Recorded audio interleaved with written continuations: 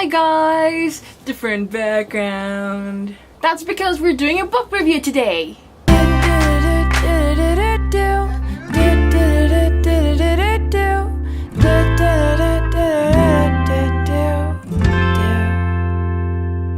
It's actually because I just got a new tripod and I'm like using it for the first time. I broke one of the legs of the other one I had. Whoops! Today I am reviewing The Rules for Disappearing by Ashley Elston. I signed up for the blog tour and you can find my written review in the description. I will leave a link to it to my blog.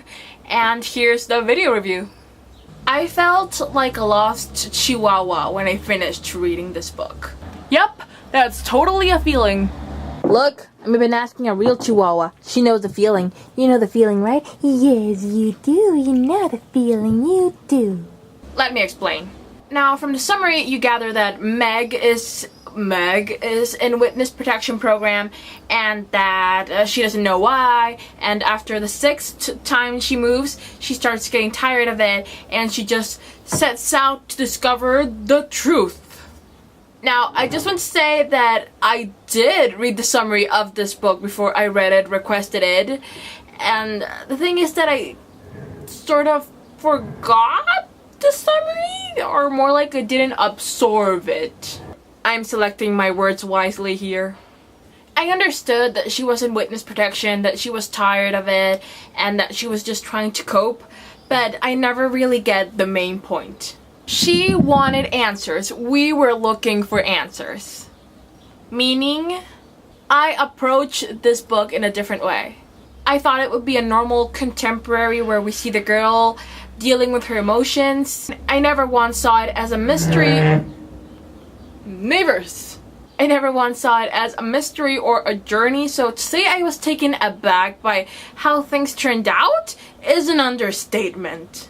There were a lot of mysterious people and situations going around the book with little twists and turns here and there, and I never, ever saw any of them coming. There was only one thing that I vaguely thought was mysterious. I was right about it, but one thing, just one thing. Everything I discovered, I did it slowly and along with Meg. I was never one step ahead of her, not once. And that actually made me feel pretty naive. I read a lot of reviews where they mentioned that the book was very predictable, that it was very stressing to watch how Meg didn't realize what was happening. This being precisely what makes me feel naive.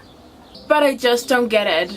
When I started The Rules for Disappearing, I didn't expect it to be such an addictive and engrossing story.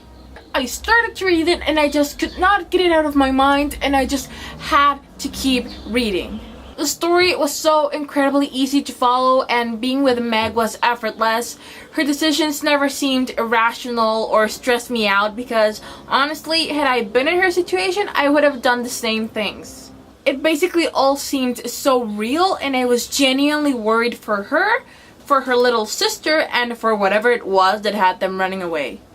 I honestly thought that this would be a nice average read. I don't even know why. I was just expecting a normal, maybe even cute story. Not at all what it was. Meg was also not a plain average character. Had I known her before she started moving and stuff, I probably would not have been able to stand her. But once you see all that she's been through, just how much she's changed, you can't help but feel a little bit sorry for her. She was also very strong and determined. Well, kind of determined. It was really amusing to watch her sketch all of these complicated plans in her head to keep people away, and then how in the end she always gave in. But it's understandable. I mean, all she wanted was to fit in. Another thing that was really surprising and great was the lovely romantic parts. Yeah, well, that happened because I didn't even know there was romance in the story. I just went back and read the summary, and yes, they do mention Ethan. And I swear I had read the summary before. I mean, way before, when I featured it in my Waiting on Wednesday, I read that thing. But for some odd reason, the romance part was also not absorbed, registered in my brain. So today I was super excited about how things turned out and how Ethan turned out to be. It's putting it lightly.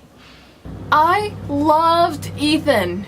He was so sweet and so supportive of Meg, and even when it seemed like he had given up on her, he really hadn't. He still had faith in her, and he just wanted to help her.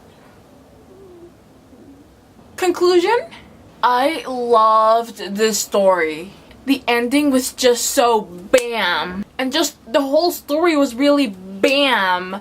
And I still feel like a lost chihuahua, but a very satisfied, very happy lost chihuahua. Would recommend to anyone that wants something a little bit different, yet entertaining, intense, and with just the right amount of romance. Amazing.